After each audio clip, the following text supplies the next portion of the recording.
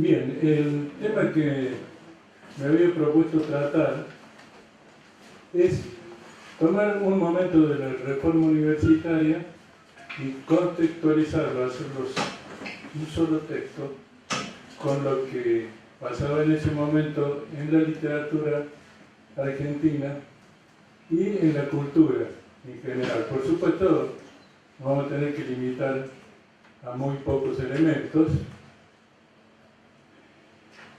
Entonces, tomando una línea que también me gusta tomar de un gran profesor intelectual que estuvo muchos años en nuestra facultad, en un lugar escondido, en una piecita, donde estaba el aula Vallejo, Juan Larrea, el gran poeta español, filósofo y visionario sobre todo.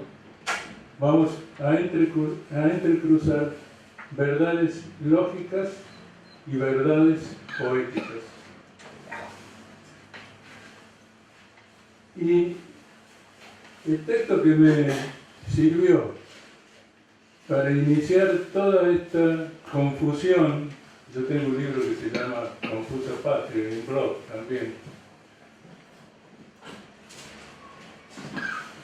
porque a lo mejor mi intención en este momento es solo dejarlos en la confusión y que se la arreglen. Es un libro de Liborio Justo, o Lobodón Garra. Fíjense qué extraño de este personaje, que era hijo de Agustín P. Justo, el presidente símbolo de la década infame, pero a su vez el introductor del troquismo y de muchas formas revolucionarias que vivió siempre, hizo una literatura de rebeldía. Y él tiene un libro que se llama Literatura Argentina y Expresión Americana. Y cuando va a tomar a los movimientos literarios de vanguardia en la Argentina, vamos a imaginar la revista Martín Fierro. Yo voy a hacer el corte. Entre 1918 y 1924, con algunas escapaditas por ahí por la cercanía, pero voy a tratar los textos que aparecen en esa época. Esos textos los he tomado del libro de Gabriel del Mazo, primo hermano de Macedonio Fernández, un personaje de la revolución literaria de ese momento, donde recopila todos, son esos tomos publicados por el Centro de Estudiantes de la Universidad de La Plata, donde recopila todos los manifiestos y los discursos de la reforma universitaria, no solo de Argentina, sino también de América Latina. Por eso, por ahí yo voy a citar algunos textos, los voy a ir comentando. Sobre todo me voy a basar en Saúl Taborda, ya que esto lo organiza la cátedra Saúl Taborda, y porque es un paisano de mis pagos de allá, tillanos, de las llanuras del este cordobés. Y en Deodoro Roca, que es una insignia de los reformistas y progresistas, y si hay tiempo, alguna cosita de Aya de la Torre, de Mariátegui y de Antenor Orrego, que son en ese lapso de 1918 a 1924. ¿Qué dice Liborio Justo? Dice que los neosensibles de Florida, o sea, nuestros vanguardistas, fueron el aspecto literario y tardío de la Revolución Cordobesa de 1918. O sea, que nuestra vanguardia literaria fue un fenómeno y un aspecto solamente estético de una revolución que para él era la reforma universitaria. Entonces, ¿cuál es la palabra clave ahí? Neosensible. Neosensible. ¿Por qué? Porque los de la reforma universitaria también hablaban de una sensibilidad nueva. de una nueva ideología. Es decir, eran todos jóvenes que se rebelaban contra formas rutinarias y antiguas. Incluso Homero Guglielmini, en un texto que se llama La Reforma en la Universidad de 1924, define la política como una actividad noble, profundamente vital y deportiva.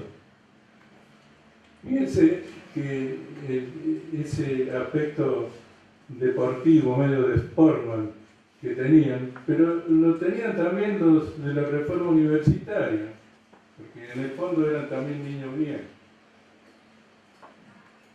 Entonces va apareciendo neosensibilidad, vitalismo, profundamente vital, dice, y se dirigen ¿a qué? Al cambio del régimen mental, una subversión de la vieja perspectiva del mundo impuesto por nuestros mayores.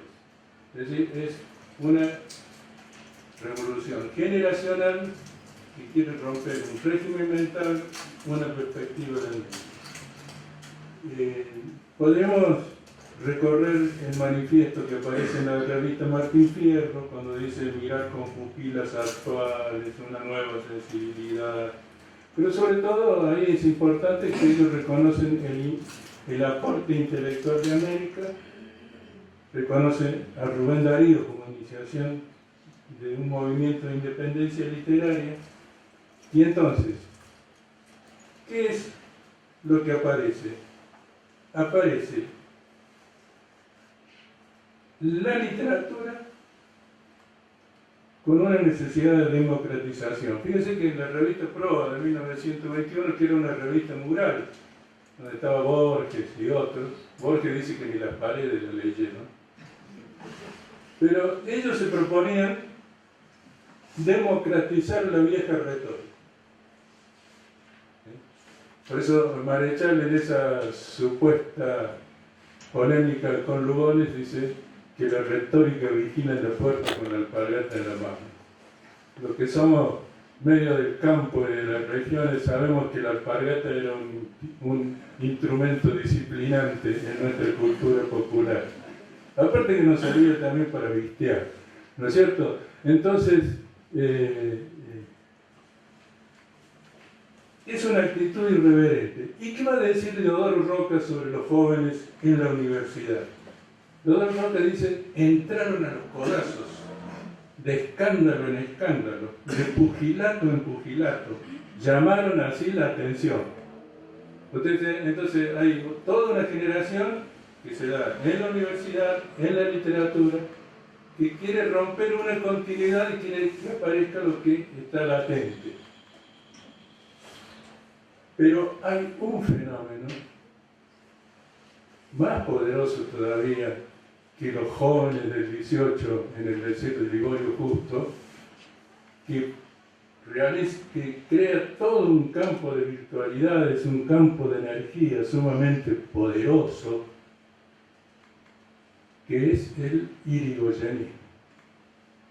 Todo esto se da dentro del movimiento nacional, popular y democrático, que significa la presencia del irigoyenismo y del radicalismo a partir de 1916.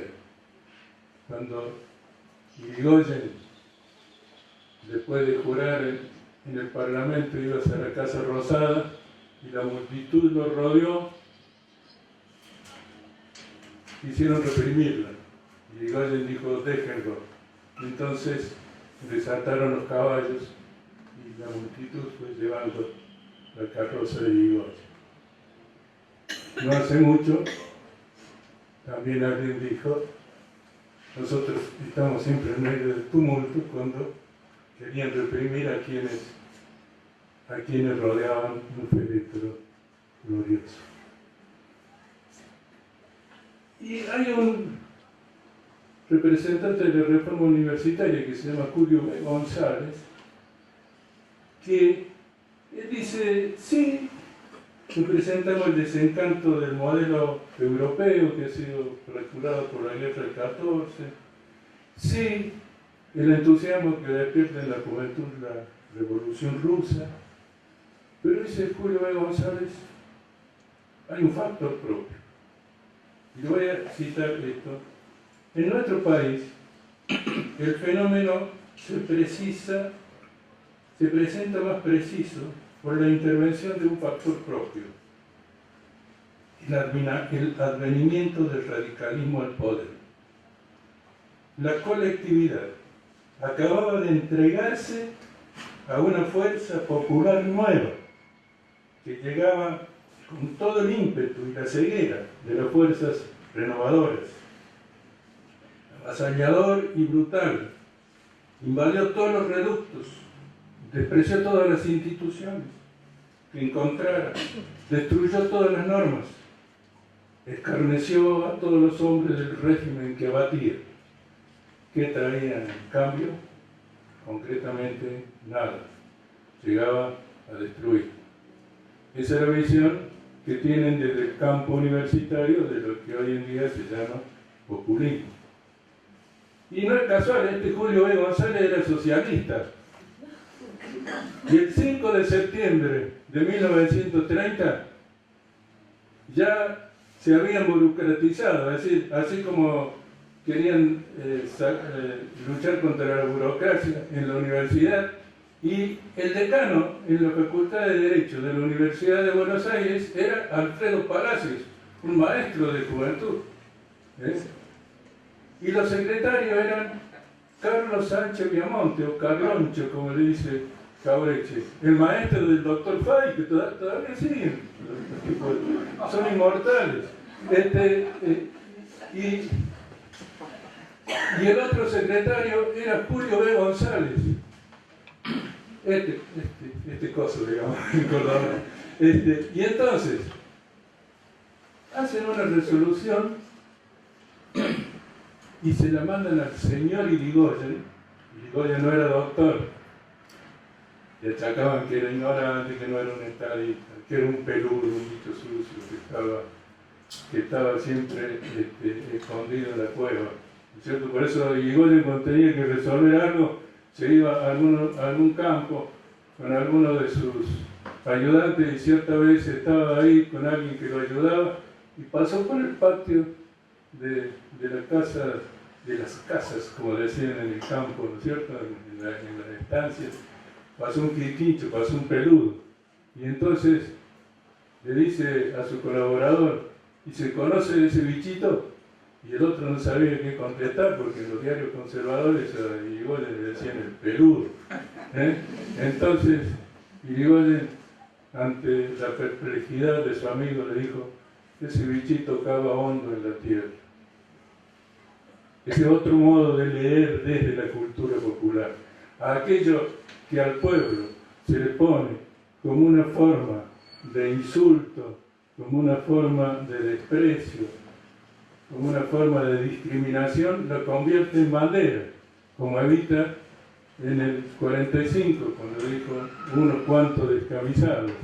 Y los descamisados se convierten en banderas, en soldados de la producción en la etapa de la independencia económica, decía Evita. Entonces, ahora fíjense qué característica tiene de acuerdo a... entonces le mandan la carta de Irigoyen pidiéndole la renuncia, porque ellos interpretaban el sentir de los estudiantes. Y eran tan valientes que se lo mandaron con un estudiante. 5 de septiembre, el 6 de septiembre vino el golpe militar que destituyó a Irigoyen. Y fíjense, Deodoro Roca, sería lindo, tengo muchos textos de Deodoro Roca, pero no va a haber tiempo, porque quiero cumplir con lo del cierre relámpago. Deodoro Roca, en 1930, se hace socialista. Ustedes saben que lo de la reforma universitaria eran anti-irigoyenistas. Es una contradicción que está en el seno. Taborda hablaba de una plebocracia. Deodoro Roca hablaba de una democracia plebeya, Por un lado el tiempo vivo, por un lado el salto al vacío, por un lado la ruptura con todo, pero por otro lado cierta desconfianza, cierto espíritu elitista con respecto al pueblo. Fíjense que Deodoro Roca reconoce que su maestro eran Ricardo Rojas y Leopoldo Lugones. Ricardo Rojas es el que habla del árbol nativo del cual habla también Deodoro Roca. Ricardo Roca en 1930 se hace radical, es encarcelado, mandado a Martín García y hasta Ushuaia, y Deodoro Roca se hace socialista. Los que estaban en el golpe contra Irigoyen. Y Borges, que era irigoyenista y que rescataba la historia de don Juan Manuel, que hasta lo consideraba, hasta decía que era pariente de él, don Juan Manuel de Rosas, y que decía que Irigoyen era el único mito viviente que andaba en coche por Buenos Aires. A partir de ese momento empieza con sus exploraciones del tiempo y del espacio. Entonces, lo que le estoy mostrando es cómo la realidad es sumamente compleja, tiene idas y vueltas. Hay magníficas expresiones literarias, porque al mismo tiempo que pasaba esto, pasaban otras cosas por abajo. Por ejemplo, en 1917 aparece el primer tango cantado, Mi noche triste, de Pascual Contursi, que lo canta Carlos Gardel. Y en 1919 se graba el primer tango, la primera grabación, que es Por la Pinta, pero que nosotros lo conocemos después como Margot, tango de Celedonio Flores, la admirable poeta popular. Entonces, pensemos en qué andaba el pueblo en esos momentos.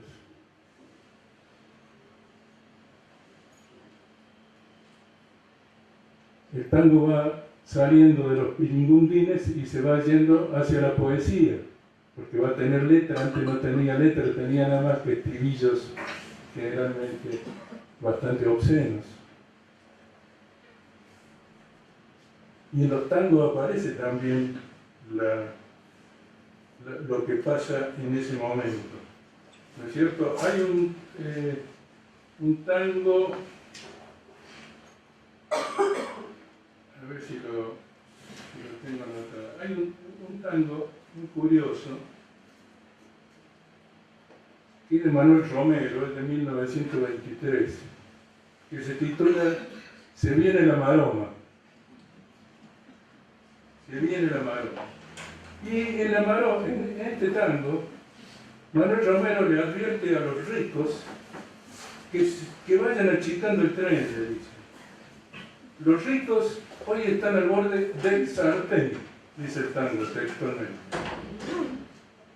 Parece que está lista y ya rumbea la bronca comunista para este lado. Tendrás que laburar para morfar. Es decir, hace la referencia a la Revolución Rusa. Ya está, llegó. Se viene la maroma sovietista. Los horres están hartos de morfar salame y pan. Hoy quieren morfar ostras con sauternes y champán. Aquí ni Dios se va a piantar y hasta tendrás que entregar tu hermana para la comunidad.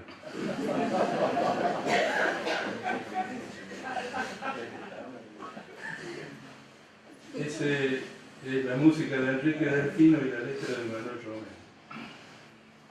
Pero entonces le dice a los ricos que dejen de amarrocar, porque para todo habrá goma.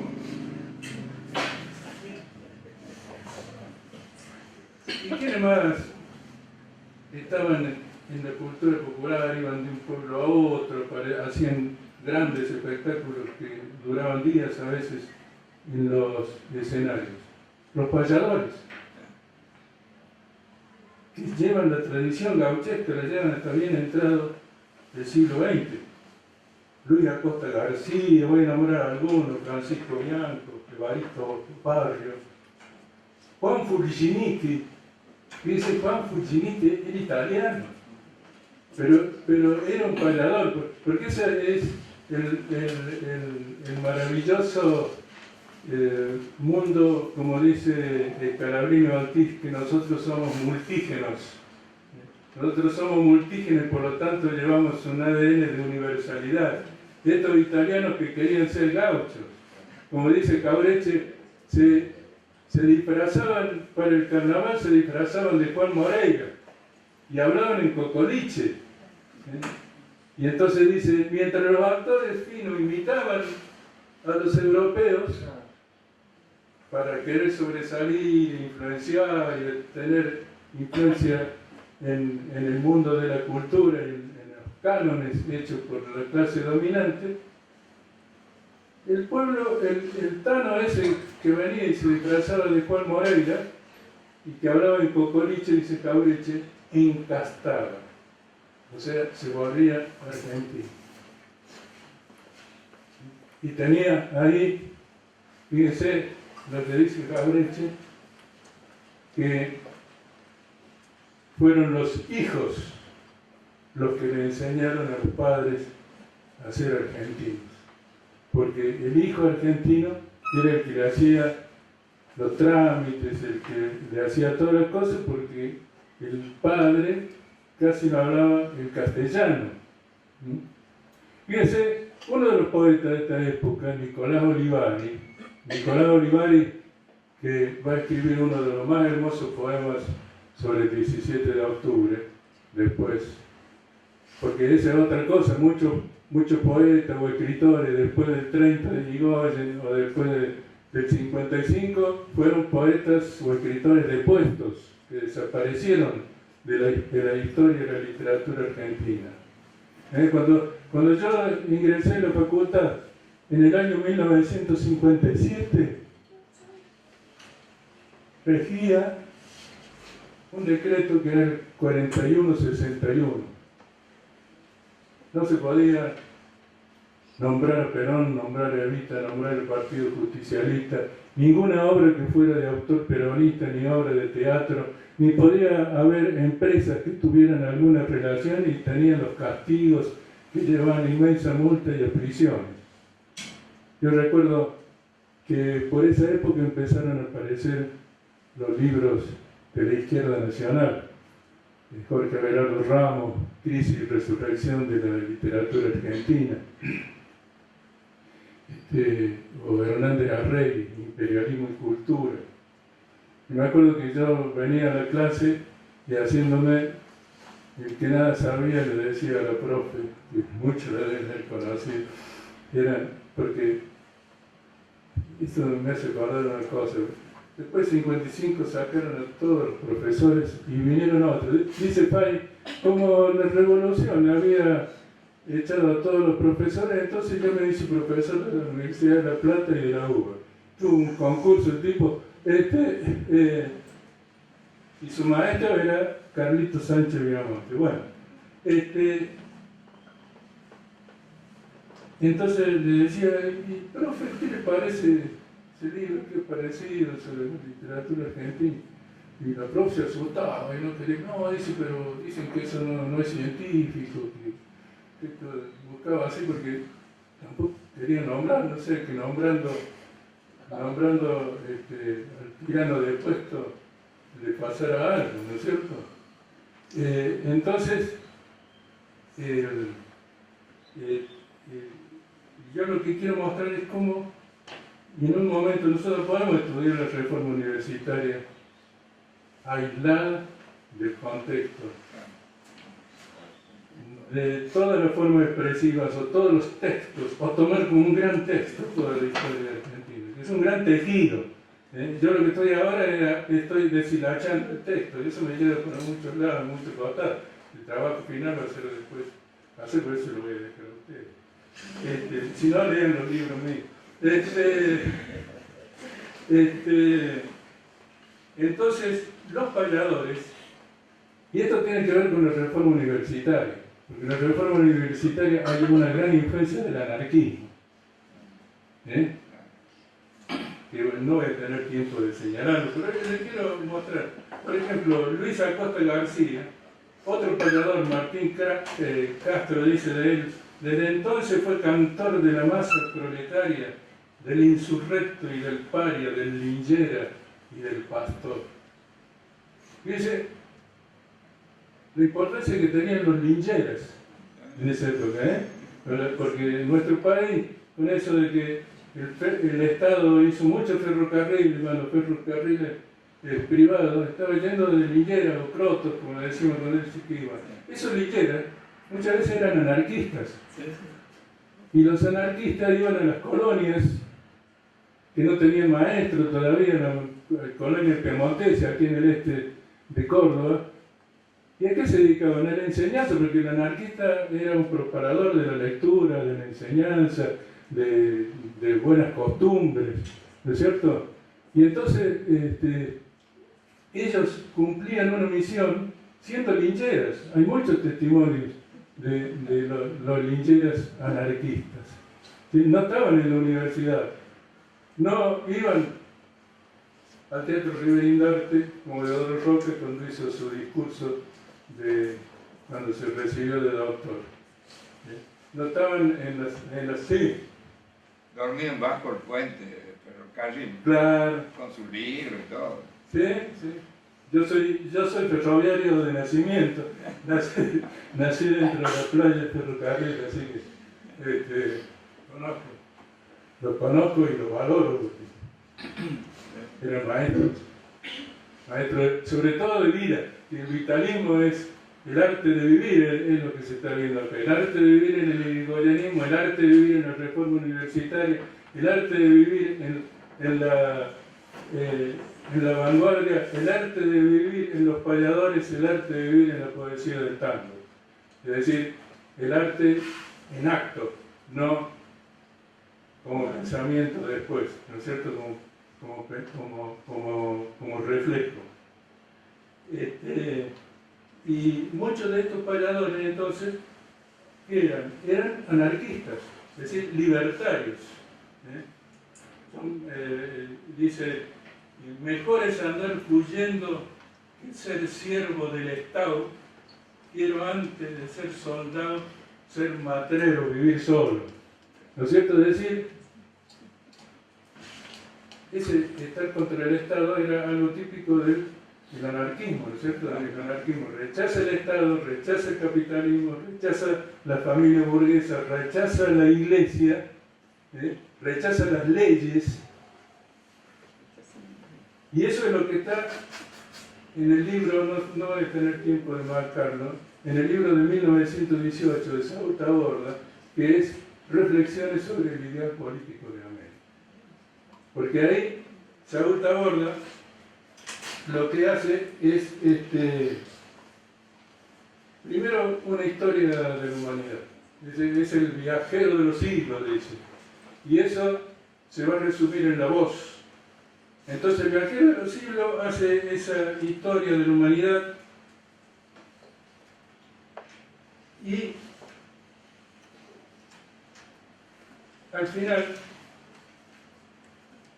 ¿qué nos pasa a nosotros? Dice, puestos en condiciones de crear una cultura genuinamente nuestra por obra de la gesta que cortó de un tajo el cordón umbilical que nos ligara al capricho de los conquistadores, dependemos todavía de la civilización transitoria elaborada por Europa. Y entonces América debe vencer a un poderoso oponente, que es Plutus. Plutus, el dios de la riqueza, es el que divide a la humanidad desde los siglos más remotos, dice. Nos da el progreso, pero también el proceso doloroso de la producción capitalista de estilo europeo, la bancarrota irreparable de 20 siglos. Y entonces siente como un llamado heroico, porque los reformistas llamaban a la juventud al heroísmo. Y ese protagonista heroico es América, que si la historia ha llenado 20 siglos de Europa, el futuro pertenece por entero a la gloria americana. Seamos americanos por la obra y por la idea, ahora o nunca más, o simples factorías al servicio de Europa, o pueblos independientes al servicio del ideal. He ahí la alternativa, América, la hora. Y entonces, él va a dividir en dos aspectos. Por un lado, el ojo, por otro lado, el canto. Si yo traduzco ojo, y yo sé que teorein significa mirar, el ojo es la teoría, es la mirada. Y entonces da 7 capítulos de todos los elementos de explotación que hay. El Estado, la política militante, el derecho público, el derecho común, con leyes extrañas, casi todas extraídas de los archivos de Europa. Ahora siempre va a mostrar la inadecuación trágica que hay entre lo que se piensa y lo que se vive aquí en Argentina y en América, entre la vida real y la ley que está hecha para reprimir la vida. Y fíjense qué curioso, bueno, después la política agraria, las instituciones eclesiásticas, qué curioso que puesto a elegir, en esto se parece a Lugones. Lugones en el Prometeo dice que vio toda la filosofía moderna y al final dice, decidí quedarme con Platón. Y ahí habla de espiritualizar el país, de que el sable es el perro de la justicia, pero nadie se deja guiar por su perro.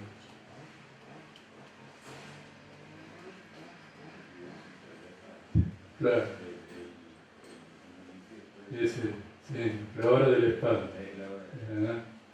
Y eso, el Lugones es infinito, o sea que se tendría que dedicar un seminario para que veamos esto.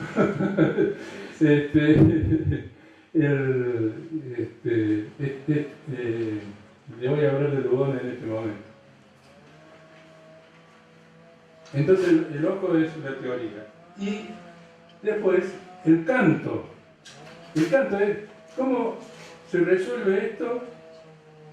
Los de la Reforma lo resuelven yendo hacia una estética, pero la estética a la que ellos van no es la estética de vanguardia, es la estética modernista, es la estética de Rubén Darío, que habla del alba de oro, del nuevo. Fíjense, le voy a leer un texto de Ripa Alberdi.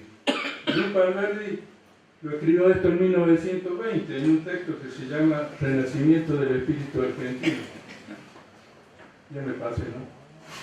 Bueno, y dice, aguardamos al rapsoda de la tierra indiana que vaya hasta las sagradas ruinas que labraron los autóctonos y frente a la puesta del sol cante la extinguida metrópoli y el desvanecimiento de las razas que poblaron nuestras montañas y nuestras selvas y que en su viaje hacia el misterio se llevaron el secreto de la sumergida Atlántida. Y mientras en el poniente se hunde el sol de los incas, el rapsoda de pie sobre las indianas ruinas habrá dicho la oración de los tiempos nuevos. ¿Sí?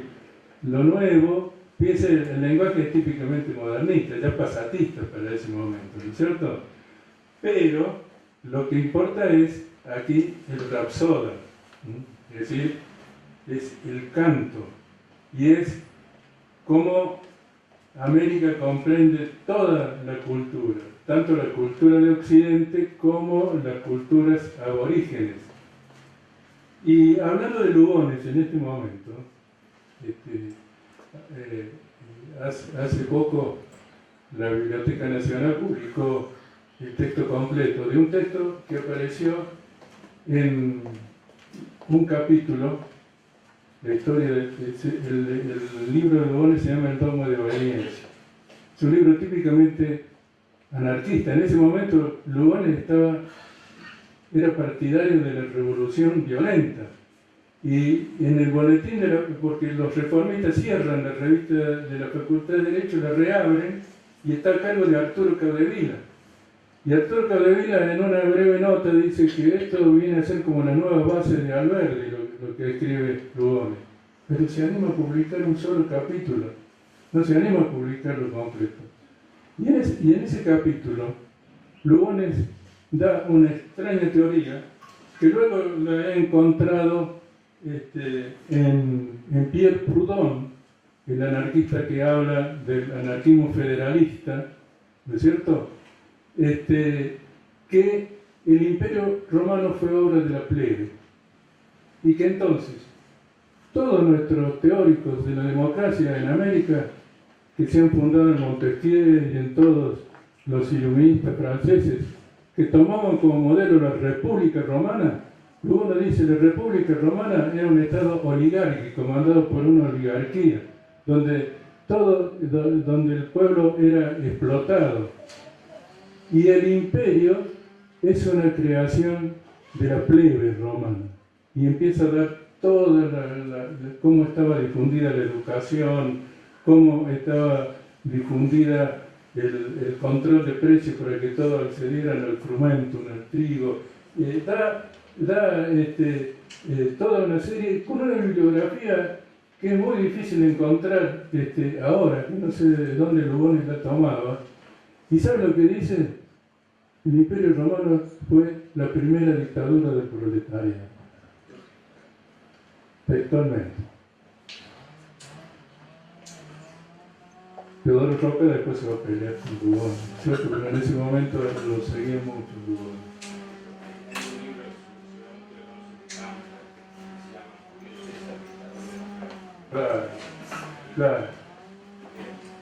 Claro, es esa línea que viene de Proudhon, digo yo, porque en ese momento me parece que Taborda está influido mucho por el anarquismo, incluso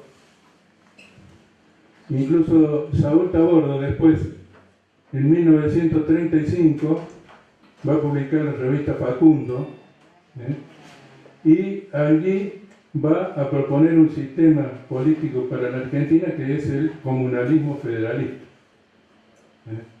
El comunalismo federalista que implica nacionalización de los bancos, de los ferrocarriles, supresión de las Fuerzas Armadas, un montón de cosas que estaban en Lugones ya en esa época, pero Lugones después cambia, ¿no es cierto?, con respecto a esto. Pero ese libro de Lugones ha sido editado por la Biblioteca Nacional, tiene un prólogo de María Pía López, creo, y vale la pena releerlo todo. Bueno, hay muchas cosas para hablar, no vamos a perder a Aya de la Torre, que dice que la Revolución Francesa liquidó el feudalismo y la Revolución Americana instituyó el feudalismo aquí en América, porque la Revolución de Mayo fue el feudalismo, aquí en América el feudalismo se instituyó, donde Aya de la Torre decía que los obreros son los indios.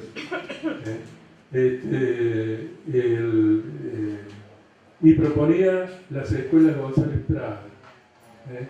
Sabe que este peruano, que era anarquista también, creaba las universidades populares que aparecen en el libro Julián Vargas de Saúl Taborda. Saúl Taborda publica una novela que la firma en 1916 ahí en Villa Reverindarte, y donde un amigo de él anda creando esas universidades populares. Porque claro, como tiene una línea anarquista, no son del Estado, tampoco privadas, son autogestión. Las universidades populares que implicarían el ingreso del pueblo a las universidades. Eso está dentro de la línea de Aya de la Torre. Después Antenor Orrego, que habla de volumen vital. Y dice, eso pasó en Córdoba, dice, todo eso iba por abajo. Pero ahí, como un geyser aparece de golpe ahí en la reforma universitaria, podría haber aparecido en todos los lugares de América.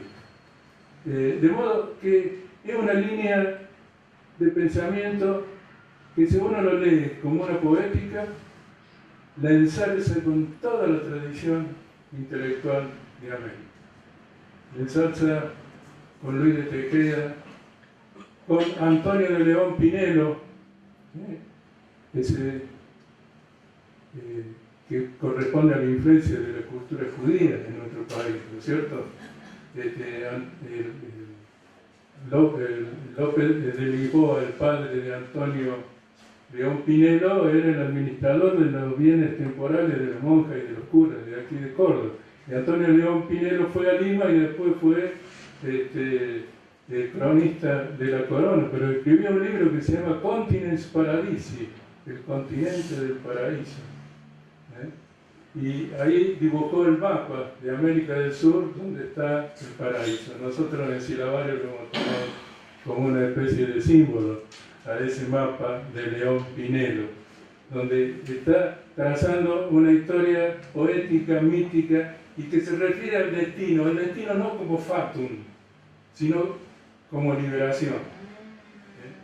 Y dentro de eso, entonces, podemos incluir el libro del jesuita chileno Manuel Lacunza, o Juan Joseph Ben Ezra, que era su seudónimo, y que se llama La venida del Mesías en gloria y majestad, que era un milenario. Los milenarios, dice Sarmiento, el recuerdo de provincia, él dice que Lacunza le copió a un tío de él, pero Sarmiento era mentiroso, que estuvo acosado por la Inquisición, ¿no es cierto? Los milenarios, dice Sarmiento, era un barrunto de la revolución. Y aquí en la facultad está, para quien quiera estudiar, del Instituto de Estudio Americanista, los 4 tomos de La venida del Mesías en gloria y majestad de Manuel Lacunza,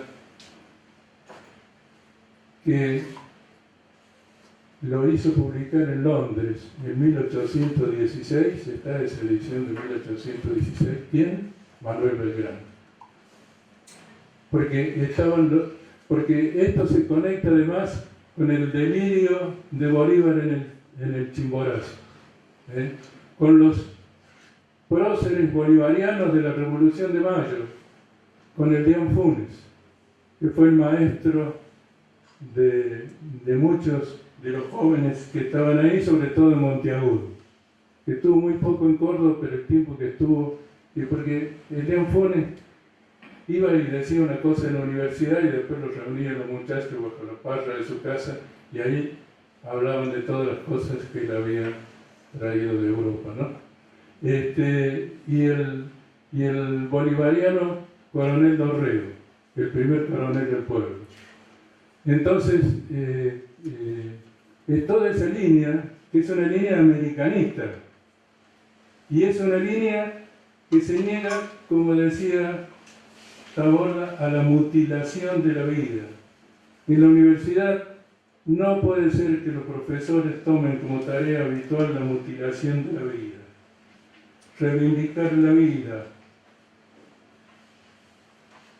Decía Deodoro Roca, la patria es un amante tras la cual corremos también. Ulises no se cansó hasta que no vio humear los techos de Ítaca. Deodoro seguía a Sócrates, porque la idea del maestro era que el maestro se daba con los alumnos y con la clase obrera. En la novela de Saúl Taborda aparece un personaje que es real, que es Rafael Altamira, que fue un profesor español que vino a la Universidad de La Plata y que era krausista. Y ahí está la influencia de los krausistas españoles, y Irigoyen era krausista también, ¿no es cierto? Entonces, le dejo todas estas cosas que han sido mezcladas y que habría que desmezclarla, y donde hay dos líneas bien claras. Hay una línea mira desde la teoría, mira desde arriba, dicen que hay que bajar abajo y educar abajo, y otra línea que viene desde lo vital y que es tumultuosa, que es caótica, pero que hace que aquello que nosotros encontremos sea nuestro.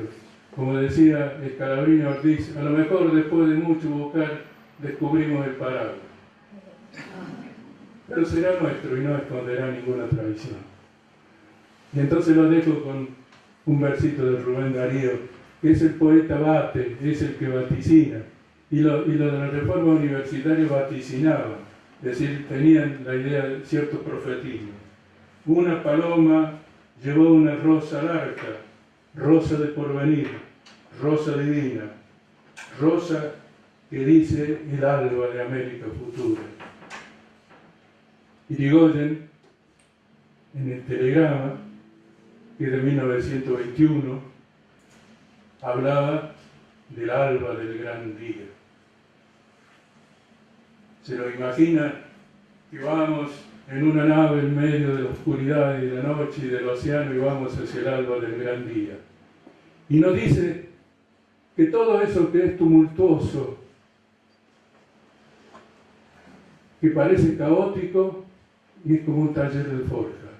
Todo taller de forja parece un mundo que se derrumba. Y esa fue la consigna de Jauretche, de Scalabrini Ortiz, de los pensadores fundamentales del pensamiento nacional, popular y democrático. Les agradezco su atención.